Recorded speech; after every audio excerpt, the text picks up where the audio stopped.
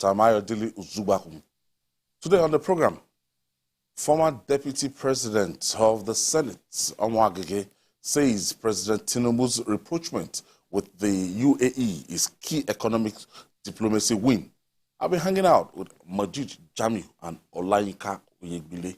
So if you're ready, let the hangout start now.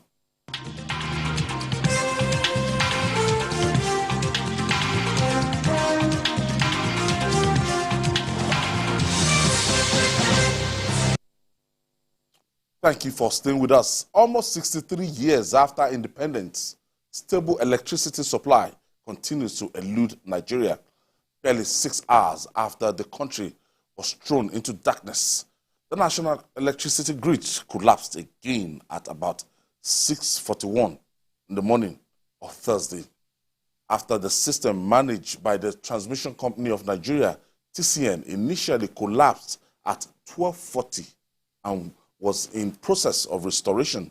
The grid operated from Oshogbo in Osun State went down again at 6:41, crashing to 1.60 megawatts. The grid, which was restored to about 273 megawatts at about 4 in the morning, went up to 598.50 megawatts before crashing to 1.60 megawatts as at 7 in the morning. This is embarrassing. Very, very embarrassing indeed. I saw the statement from the National Control Center in Oshogbo by the TCN, saying that, yes, this is the first time it's happening in 400 days and that they should be commended for maintaining the grid for 400 days. I mean, I don't understand. I'm not talking about years. It is an embarrassment. 3,900 megawatts or less than 4,000 megawatts we cannot manage. It means our capacity, even if we generate more than 4,000 megawatts, what if we have 10,000? We don't have the capacity to store. That is the problem. And I don't know what agreement we signed with Siemens. I don't know when it's going to start. And I think it's high time we started this devolution of power in the energy sector. We need to really break it down and make it real. Let states, individuals, companies generate their own electricity. We don't need the concentration. The dependence on this so-called national grid or national grid cannot work. It's not working. I mean, we've had some areas where there has been no electricity for the past 1 week in Lagos, even in this K2 axis. You see, and when the grid collapses like that, when they started, it's like when you are building. It takes time.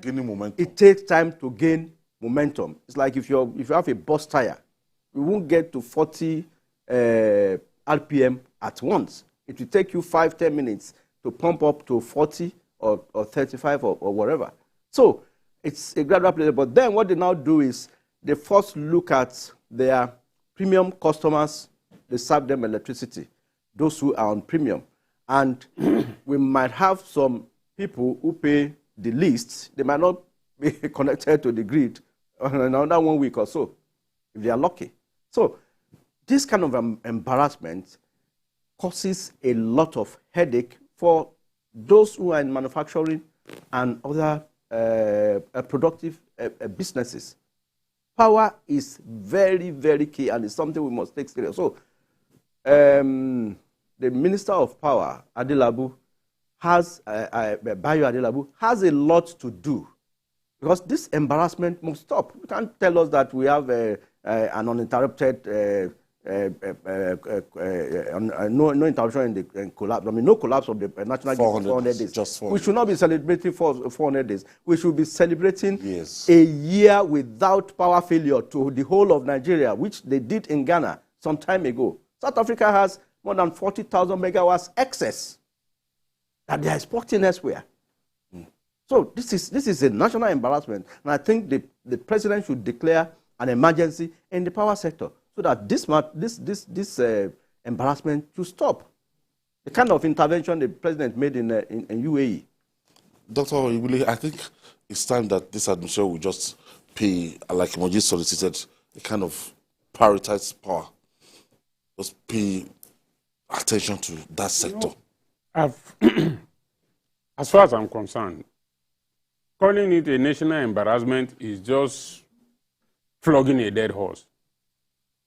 Nigeria has been embarrassed for too long. So some of us have gone into that state which the late Delegiwa described as Nigerians have become unshockable. Nothing can shock me again. If national grid collapsed at this point, and we are still worrying, what we have been saying, and we have said this before, even during the time of the previous administration, the agreement that was entered into with the power companies, discos or whatever they call them, is it cast in iron and stone? Is it something we cannot look into again? I mean, what we expected would have been what happened in the telecom sector. We still have a situation where today, if a transformer blows up in your area, the community will contribute. Yes. If the high tension wire or whatever wire cuts off, the community will contribute. You will fix it. You will call them to come and fix it. You will still pay them to fix it. And when you fix it, that does not reduce what they are going to charge you. Now, these telecommunication companies, will their mast fall anywhere and they wait for their consumers to contribute money to fix the masts? No. So a drastic step must be taken. Look, we have heard that if they revise it, if they reverse what has been done, we are going to pay a lot for it. Please, let us pay that money, because I believe very strongly that whatever we are going to pay will have been gotten in all these years that we are suffering all this embarrassment every time. Because now, how do you say it at this time when fuel and diesel is costing fortunes? Companies will have to shut down. Companies will have to buy diesel. Companies will have to buy petrol and all that. And all these small Yalata, the Yabasira in my community who grants pepper, we have to go and buy fuel. All these things contribute to the cost of the economy. And everything now is increasing. The whole living expenses have increased, but salaries have not increased. So how do we go about this? And if the government does not close its eyes and take that decision, that look, we must solve this problem. Look, I want a situation where a government might come to power and say, in my first 4-year tenure, I want to face the issue of power and road. Then it's not as if you are going to neglect the others, but you face those ones, because today, if we solve the problem of power and the problem of bad road, cost of living in Nigeria will go down. But we have a situation where you have to buy fuel, you have to buy diesel to power your generator, to power your plant and all that and so on.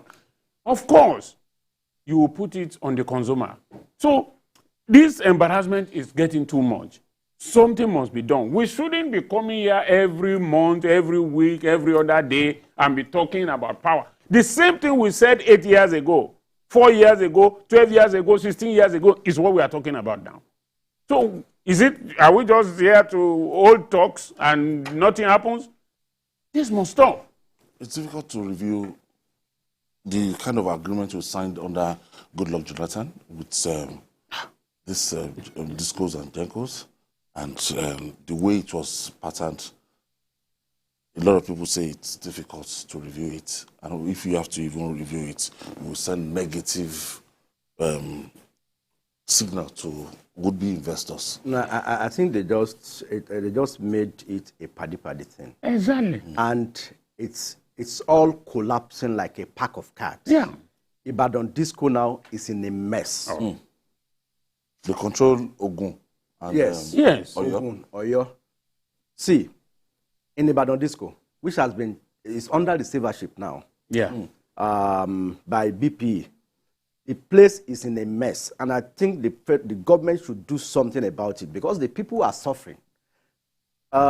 Government still has 40% stake in all this.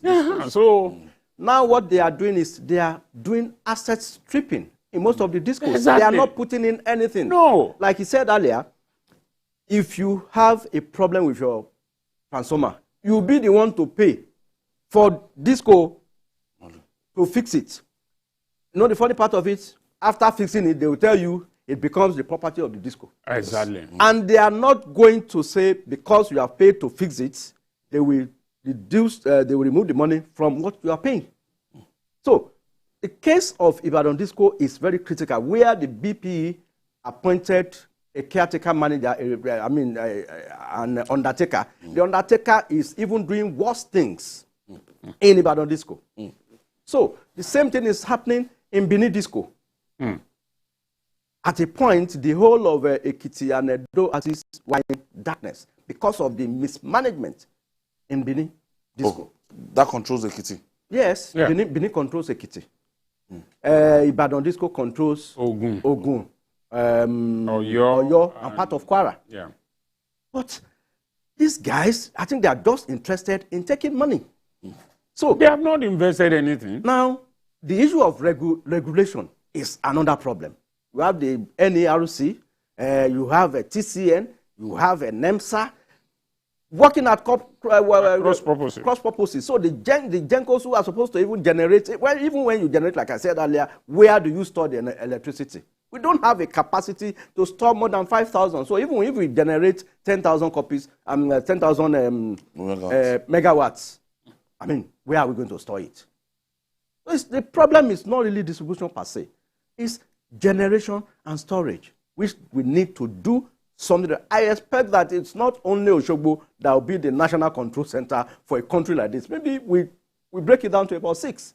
It's Oshogbo that is the controlling almost everything. Regional. Yes. One of the first things President Bola Ahmed Tinubu did when he got to the office was unbundling of this discos and the power sector, that private participants, state governors, and some other players could come in to invest. So months after that, what's the progress report? Well, you see, so far we have not had anything.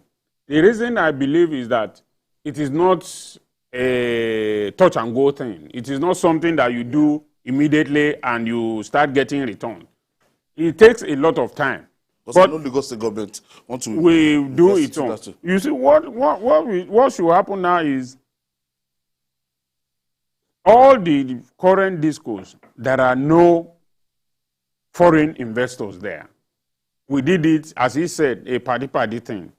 And what they are focusing their attention on is you have to allow us to put the charges so that it can go on and on. But you need to offer that service first before you raise your charges. Because if your services are good, people will be ready to pay. At worst, what people will do is they will get the time when they will put on their light. And you have noticed that with the recent increment in the tariff, you hardly go around any street now and see the security light in most houses on. Yeah. People have learned. So if you make the thing work, people are ready to pay more. And they have done even that. They said they segmented it. They have some low density area where they pay more, and high density area where they pay more, and low density area where they pay low, and all that. That maybe they will be shedding light from the low place, but all the same is falling.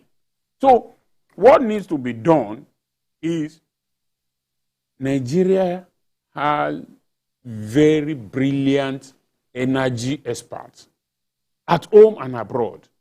They need to be invited to come and sit down and say, look, how do we solve this problem? For the telecommunication sector, that has been solved, and it is working well. So what we need now to do is this electricity, which is also a very crucial part of life, how do we solve it? I mean, we have solar power. Nigeria is in the tropics, so the solar energy should not be our problem. So why is it that we don't want to focus on all that and see what can be done about it?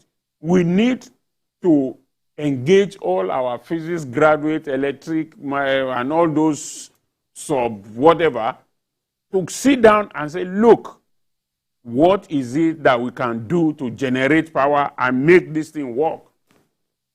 We shouldn't continue like this. How do we now encourage more people to come to invest? It seems to be capital intensive. You know, I think the deregulation of the power sector, which was complete deregulation. Yeah, complete. Which, I mean, that's what we need, and that motion was kicked off during the wee hours of the Buhari administration. You know, somebody just sent me a text message now that the problem with Ibadan Disco, if care is not taken, there is something that it says ethnic cleansing is going on in Ibadan Disco. That's why the fact that they are not even giving the service, they are not rendering the service that they are supposed to provide. And that is, you see, that's what is happening in most of the discos.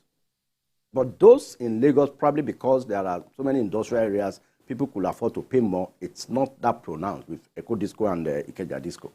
But Abuja Disco, Aba Disco, Kano Disco, all those discos, almost the same thing is happening there. And I see two things happening here, apart from the party stuff. Those who are providing alternative energy, those selling generators, they don't want our national grid to work. That's a battle that the federal government needs to fight. Those selling generators in Nigeria are sabotaging the efforts of government to ensure that we have stable power. And there are some people inside of these discos that we want to even discourage you from getting prepaid meters so that they can come and be climbing their... Yes, what they used to do. That is it. And also, those of us who are consuming this energy too should stop short-circuiting. Yes, we should stop sabotaging government. By some people who go and connect their meters in such a way, even the prepaid meters in such a way that they will bypass water heaters, ACs. Yeah, we should stop doing that. That's not patriotic. So, I mean, a lot of issues. In fact, things like that should be treated as economic sabotage. They should be punished. That happens a lot. That's why you see most of these meters now being placed on the poles. Yeah. On the poles and on high walls. Yeah, to make sure that people don't have access to it. So while blaming some of these discos, we should also blame some of the consumers. All right. The mantra of Lagos Rising received a boost when Governor Babajide Sanwo-Olu inaugurated new commissioners and special advisors to form his cabinet. During the ceremony, Governor Sanwo-Olu assigned portfolios to 24 commissioners and 14 advisors, urging them to work together. Let's share the story by TVC News senior correspondent Adedoja Salam Atini with you. The inauguration of the new Lagos State members of the executive attracted members of the Federal House of Representatives, senators, and Minister of Solid Minerals Development, Mr. Dele Alaki, among others. On arrival of the governor, the commissioner nominees and special advisors take oath. Do solemnly swear that I will be faithful and bear true allegiance. The inauguration is coming after rigorous screening by the Lagos State House of Assembly. Governor Sanwo-Olu says it's a painstaking effort selecting the members of the Executive Council. I'm not unaware of the feelings in some quarters that the initial rejection of some nominees by the Lagos State House of Assembly necessitated the submission of revised list of nominees, signify a call for arms between executive and legislature. Certainly not. I reject such feeling in totality. I thank the Right Honorable Speaker and members of the Great House for their diligence, cooperation, and contribution in this manner. To the new Executive Council members, this spirit of cooperation and collaboration with the Lagos State Assembly is one that you must continue to build on. The people of Lagos State demand and expect the very best from you. After highlighting his achievements in various sectors through the Themes Plus agenda, in his first 100 days in office, the governor reels out the portfolios of the newly appointed cabinet members for the first time. Honorable Commissioner for Transportation.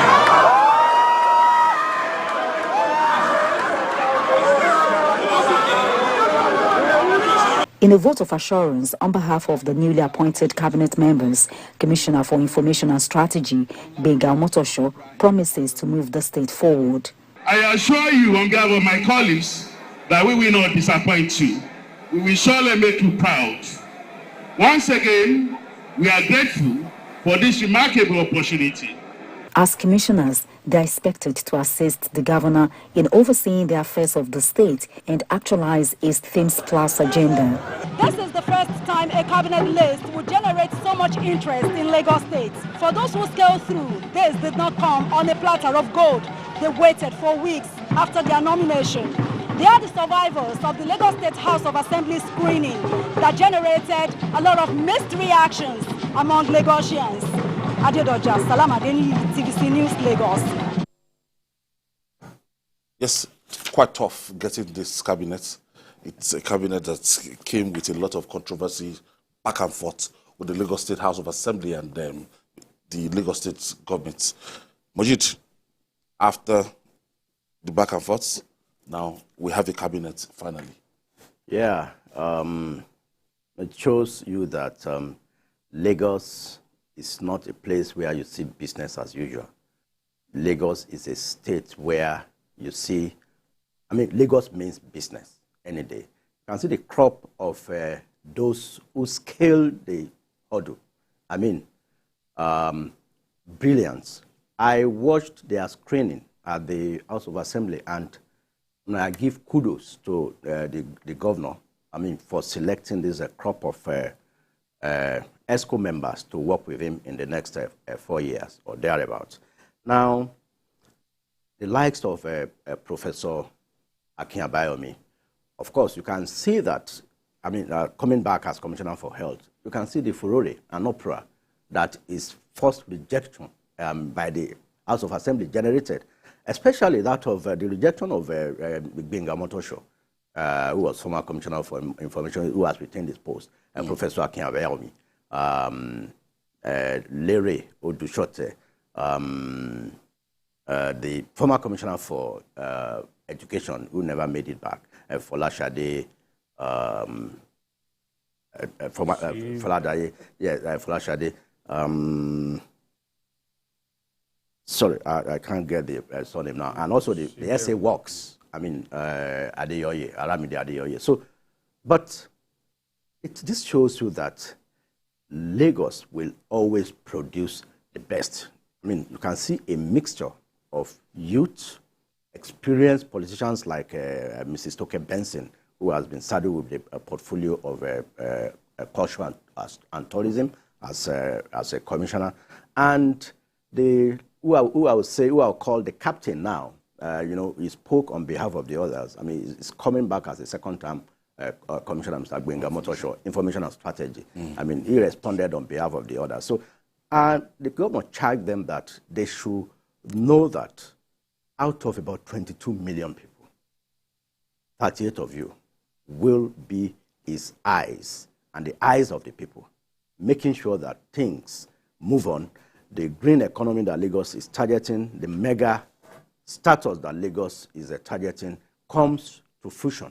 The Fort Mainland Bridge, the Massey Hospital, and the red line that is coming up. You can After the completion of the blue line. You can see the blue line. The kind of heat the blue line and traffic the blue line is generating for Lagos. I say kudos. You think you're abroad? Honestly, kudos to the governor, Governor Balaji Sanwo-Olu, and his team. And I believe that they should give us, they should do better. They should not relent in the next 4 years. Now we have the cabinet. Now we should expect the governor should start in earnest, and the the wheel of progress should blow in full cylinder, because a lot of people have been complaining about Lagos, the state of our roads. Lagos roads, nothing to write home about. Lagos is now very dirty, and I say very dirty. And so now that we have a cabinet in place, we know who to hold responsible, and we know what is going on. And even in terms of security. Yeah, I would like to apply the Shakespearean dictum of all when that ends well. That's the way we have seen it, that for those who expressed some sort of fear or displeasure when some of the commissioners were rejected, I tell them, I said, look, we are the one always talking of the legislature not being a lapdog of the executive. Yes. Yeah. And this time around, we are seeing that happening, and people are complaining. But you see, what happened there is just to show you that, look, it is not going to be garbage in, garbage out. Yes. What they have done, for me, is a very good thing. And just as you have said, Lagos has not stopped working. The only problem I saw initially was that the governor had so many things weighing him down.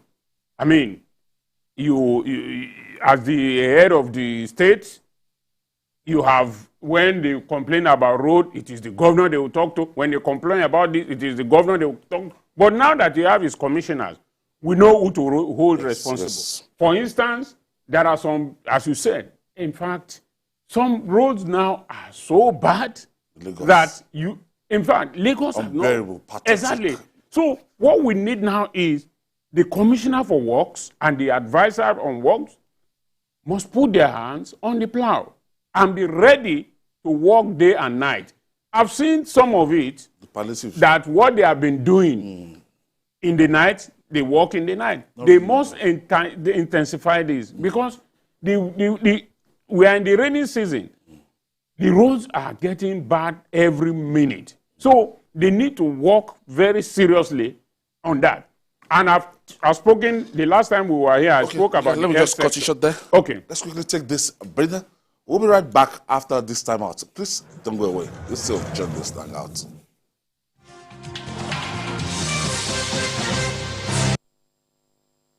From work, in the busy traffic, your car breaks down. Car horns blast. Your car is pushed aside. You call for help. Phone battery blinks and dies. You take a cab. Few miles, tire bursts. What a day. Frustrated, sweating, and tired. Nearing home, darkness envelops the street. Wow! Just one house is bubbling with life. Brilliant lights, loud music, smiling wife, all welcome you. We alone have light. Yes, it's JRB Solar Energy Systems, my anniversary present to us. No matter how dark life is, the sun is gonna shine on everything you do. JRB solar inverters, batteries, solar panels, solar streetlights, and more. Telephone 0906 752 1111. Email sales@jrbsolar.com. JRB, the sun is gonna shine on everything you do. At TVC News, wherever the big news story is happening, we're geared up to break it. TVC News, first with breaking news.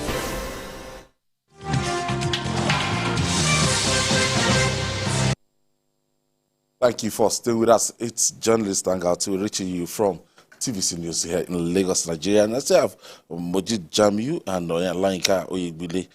Before we went to that break, we're talking about governance in Lagos State. Yes. As I was saying, you know, the last time we were here, we spoke about the health sector. I spoke about the health sector. Now that Professor Abayomi has come back, I believe very strongly to work with that he is going to the stakeholders in that sector. Be a team player. Yeah, he's going to be carry everybody along. Exactly, a very strong. To stop being a one-man show thing. I'm sure he has learned from what has happened, and everybody in the health sector should be carried along. Being a man that understands the terrain, things are going to be much more firm. I believe that for instance, like what happened at the hospital where that the doctor died. Yes. Things like that, we must should not now. Be Lagos. In fact, Lagos. He should put his feet down, because when anything is going wrong, there's no need for us to manage when you know that things are bad. It's either you close it down. Let us complain that they close something down when it is bad, than for it to continue to manage, and then you lose a life. So I salute the governor and his team very well, and I know that in the mantra, Lagos is rising, and Lagos will continue to rise in their time. So they should work, as the governor has said, together with all the people in their sector, and make sure that things move very well and accurately in the state. And the governor will also need to work with the State House of Assembly. Yeah, sure. So that they can have this kind of harmonious relationship and to build to be passed on time. Sure. We won't see this kind of crisis. It's the same party, and I believe that will be sorted out. The Governor's Advisory Council, GSC, had to mediate during the imbroglio that happened when 17 of the first nominees were rejected. So I believe that will be sorted. But then, to the commissioners and my friend was dropped. Liko Fatodu, very pained. Yes. Liko is one of our own. Yeah, it's one of those things. Fatodu was dropped. I'm not happy with that. I feel for that young man. I mean, maybe Mr. Governor, please do something about that. It's a story for another day. Yes. He got rising star. He got embroiled in mushing politics. Yes. But then I believe the governor will still find good material. Liko Fatodu any day. Something Mr. Governor must look at. Yeah, fantastic guy. But yes. Those of us who are youths are clamoring. Yes. Clamoring for. You know what? What I see there is because you didn't scale through as a commissioner or an advisor, does not mean you cannot serve in another. Exactly. So, as a matter of fact, they can still serve as special advisors, non-cabinet. Since and they can still be in any of this agency or government. If they have the stamina and the quality, the governor will surely find something, and they will. Each of them will come back and do something. And just as you said.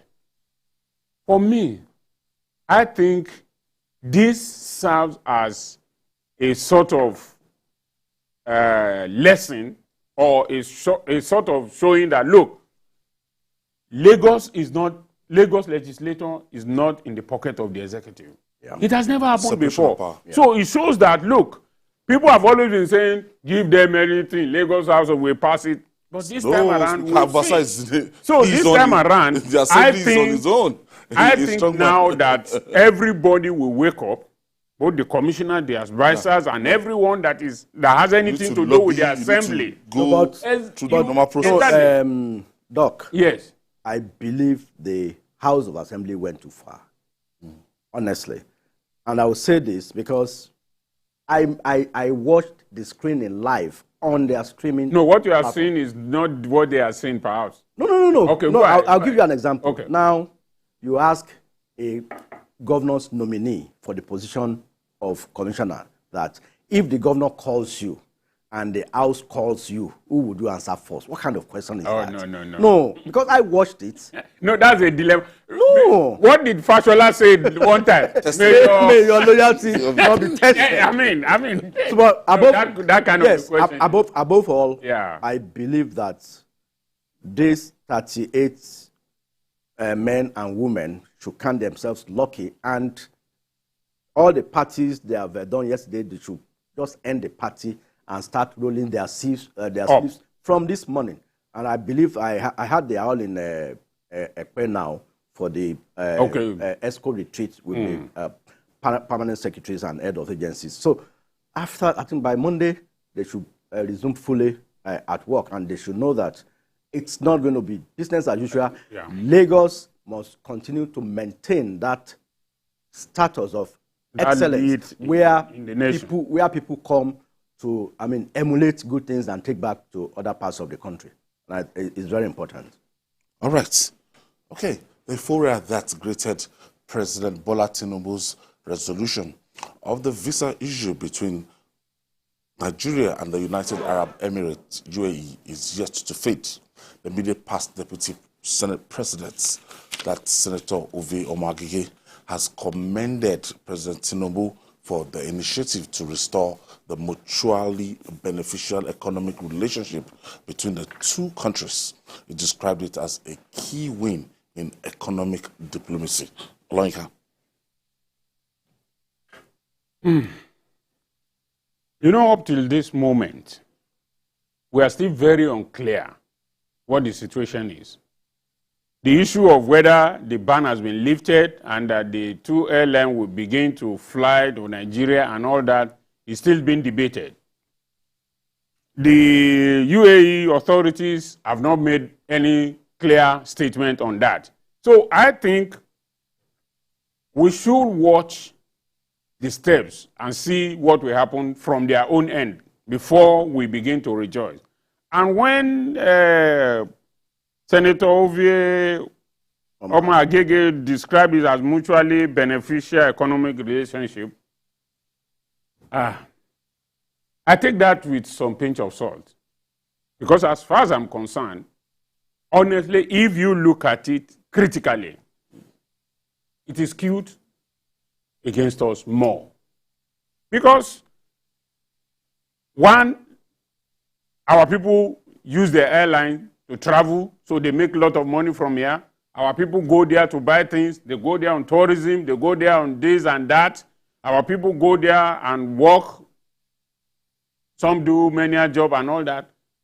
How many investment from UAE has come into our country? So it's not. They have more to gain from it, as far as I can see, because when you are traveling, you want to go through Dubai, you get to the airport. Of course, you spend some dirham or dollars there before you leave.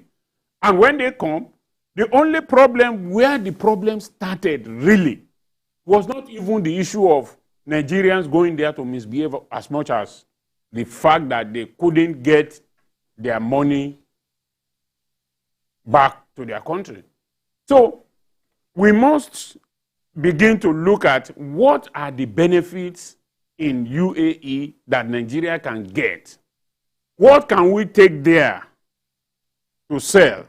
Or what can we, what are the expertise that we have here that our people can go there to go and our art and everything has to be involved. So UAE, the Americas, Europe and the rest of them, we must not only look at going there to spend holidays, we must also think of what we can give to that society for Nigeria to be part of the international economic community.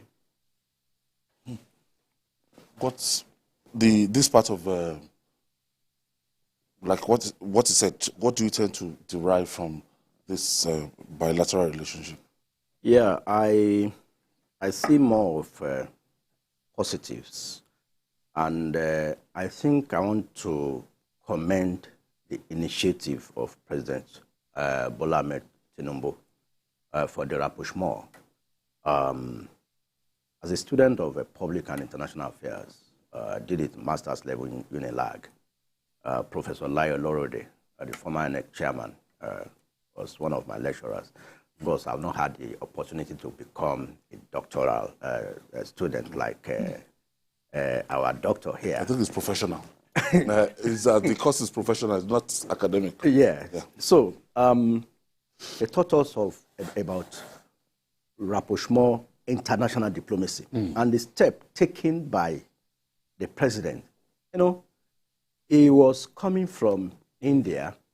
He made the moves and summoned the aviation minister, Festus Keyamo, where, Keyamo said he's so grateful to the president for making his job easy. Now, one of the advantages of this is that now we have 2 extra routes outside the world with Emirates and Etihad. This has the ability of significantly reducing costs. So if you are traveling to Europe or America now, instead of having fewer choices of a British Airways, KLM, Lufthansa, now you can add Etihad and Emirates. That stands the chance of increasing competition. Let's attend to this caller. Hello, thank you for staying with us. Hello. Good evening, Hassan. everybody. Yes, Hassan, please go ahead. Please, I would like to talk about 3 main issues affecting our country. First of all, the power, Lagos State government, and the people of Lagos State. And thirdly, about the resumption of flights between Nigeria and Dubai. The first one is about power. The problem of power started over a long time ago. When Obasanjo came in, he wanted to solve the problem. The problem is the problem of not looking deep into the real problem. And the management, the ministers, we are misled. When Buhari became the Minister of Power, let me take you down memory lane. He was misled by the management of NEPA by telling him that the problem of NEPA is transformers. And you can see that throughout the time of Buhari, he emphasizes on importing transformers, while the real problem is generation, transmission, and distribution. That's from by the side. Anybody that is taking charge of power must go deep, must go extra mile, must have a third eye, apart from what the management of NEPA or whosoever is telling him. That's number one. Number two, about Lagos State government. Lagos State government should concentrate much more on inner roads. We have a modern Lagos on the main road, while the inner road are slums. Come to Lekki, what you see is much more a cosmetic surgery, in the sense that from Abuja to Aja, all these resettlement areas, all the areas inside out, inner roads, there are no roads in Aja. And even the traffic in Lekki is a serious problem, and it can be solved. This issue of having fourth mainland bridge is not an issue. Therefore, it's a long-run problem.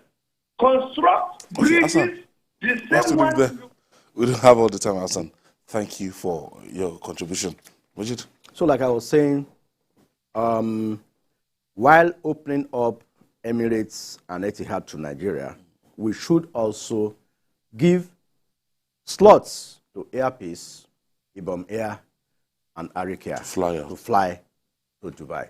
Now, especially since they have the capacity. Yes, since they have the capacity. And also, we should ensure that their monies, which total money owed to, I think the president gave a directive on that to the CBN. Yes. Total money owed to the aviators is about $800 million.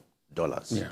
And for Emirates and Etihad alone, it's about $200 million. So I think we should get this fixed. And also another plus is for Nigerians who are in Dubai, who have a working visa there. They have been so apprehensive that the moment that expires, if this ban still exists, except those of them who are professionals, they would have been repatriated back to Nigeria. So now they stand a chance of this being renewed. Now, but Chief, this is not a chief, Ajuri Ngilali, should be coming down because this thing is not immediate. A lot of things will still have to be put in place. I can see that he's struggling to correct himself. It should be coming down. It should be more interested in telling us what is happening in and around the president than this battle for him to put chief in front of his name. As a journalist, we do not use titles. And I feel embarrassed anytime I see him signing as Chief Ajuri Ngilali. Ajuri is a small boy.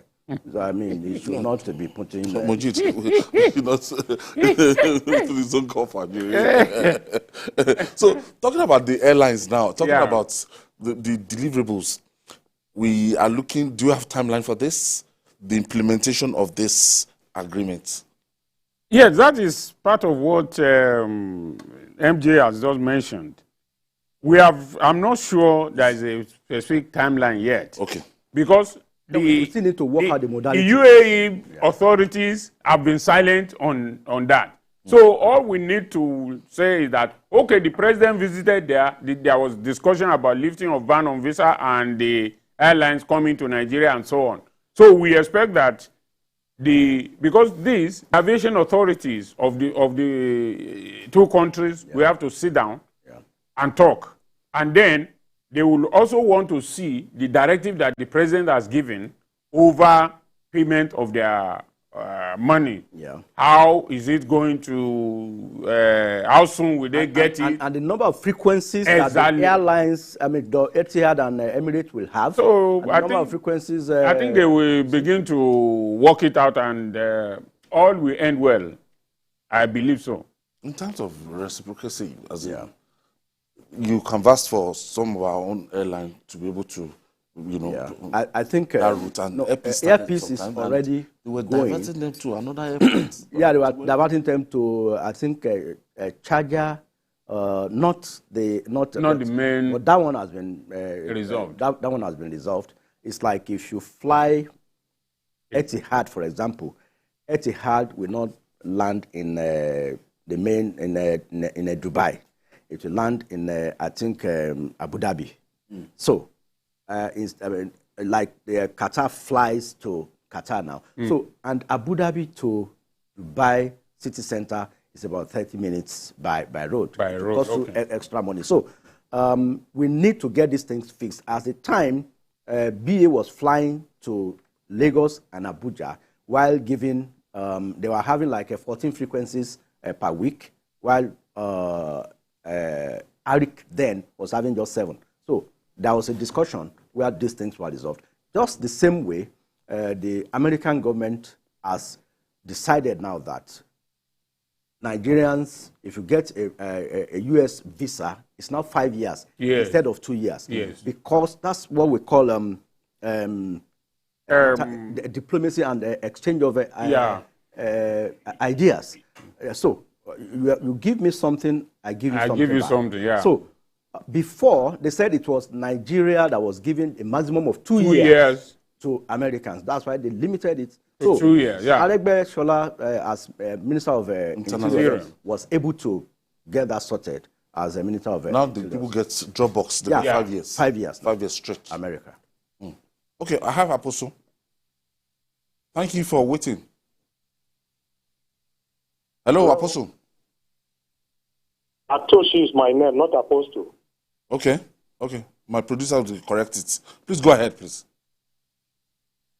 Please, what you talk with this NEPA issue? The NEPA issue is sabotage from within. Of course. Sabotage from within. Less.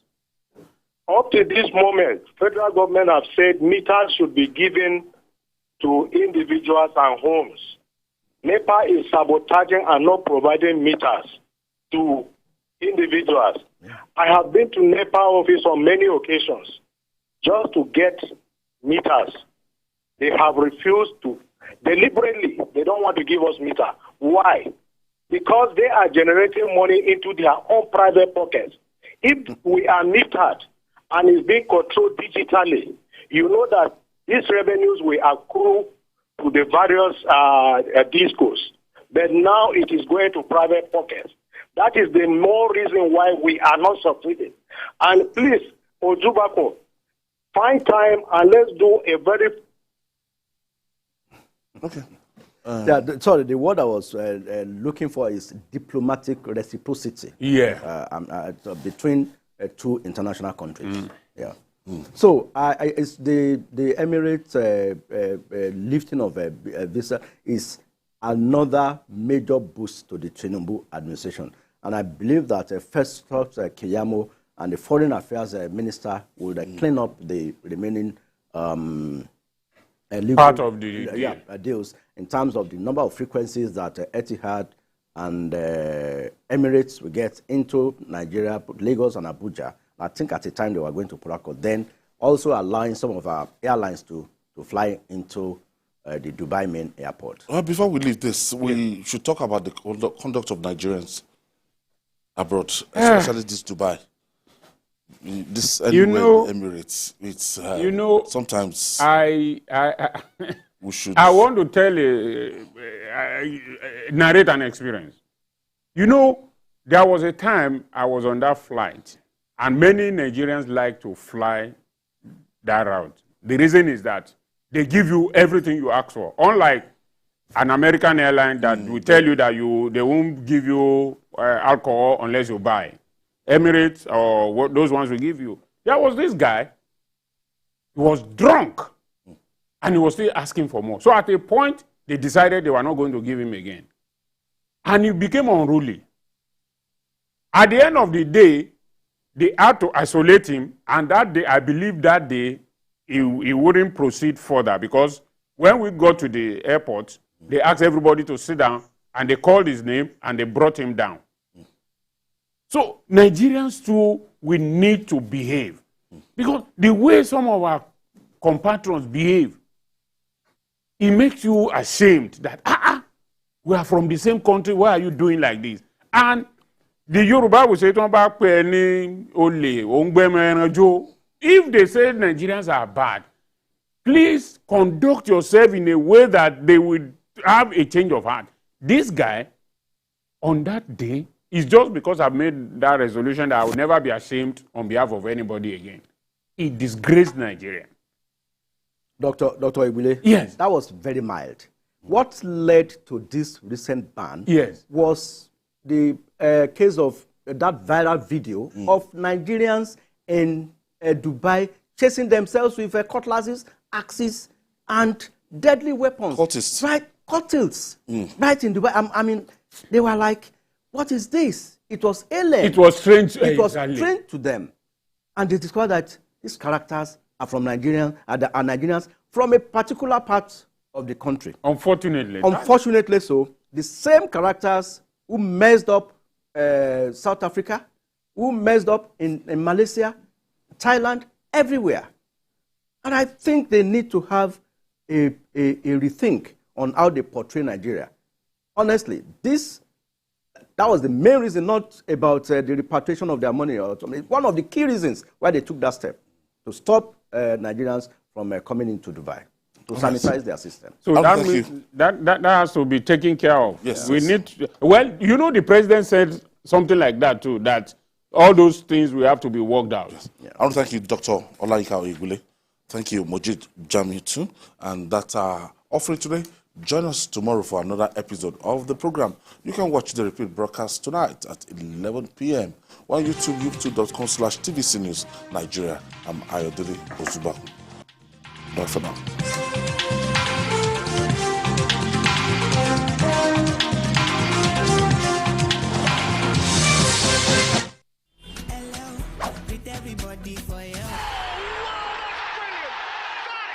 Say hello to GoTV's newest package. GoTV Super Plus has all the great channels you love on GoTV Super. Plus, big-time international and kids channels the whole family will love. Plus, plenty of live Premier League action on Super Sports Premier League channel. It's the package you asked for, and we listen. GoTV Super Plus, available from 1 August. GoTV,